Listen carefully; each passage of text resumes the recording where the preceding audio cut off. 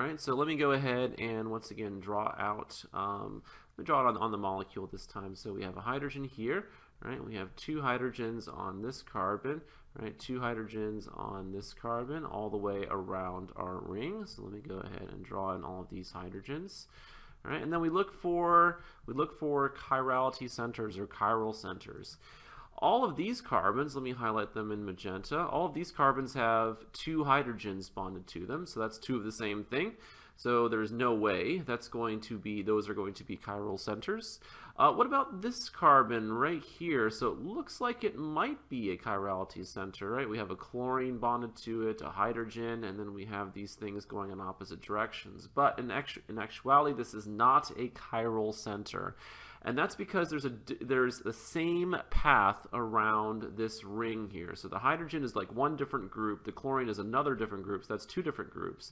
But if you go around the ring this way, and you go around the ring this way, it's the same path both ways. You hit a CH2, and you hit a CH2. You hit a CH2, and you hit a CH2, and then you hit a CH2. So it's the same path around the ring, so it's like two of the exact same groups bonded to that carbon. So another way of thinking about this is if I go ahead and focus it on that carbon at the top there again, so I have a hydrogen here and a chlorine here, and I draw in a molecule like that, right? So I took out this last carbon down here, so I'm leaving out the last carbon.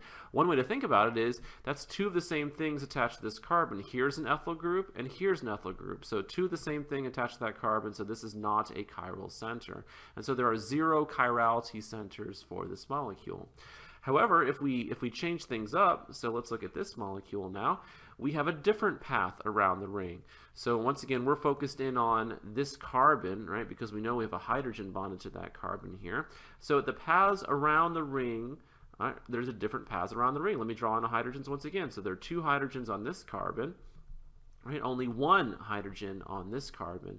And so if you go to the left around the ring, right, you hit a CH2 right here. If you go to the right around the ring, you hit a carbon bonded to only one hydrogen.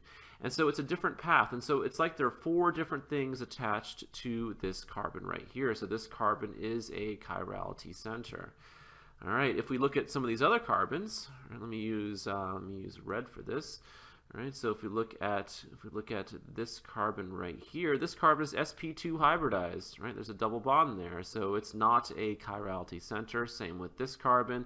This carbon has 2 hydrogens bonded to it. This carbon has 2 hydrogens bonded to it. This carbon has 2 hydrogens bonded to it. And so there's only one chirality center in this molecule. All right, and then let's do one more example.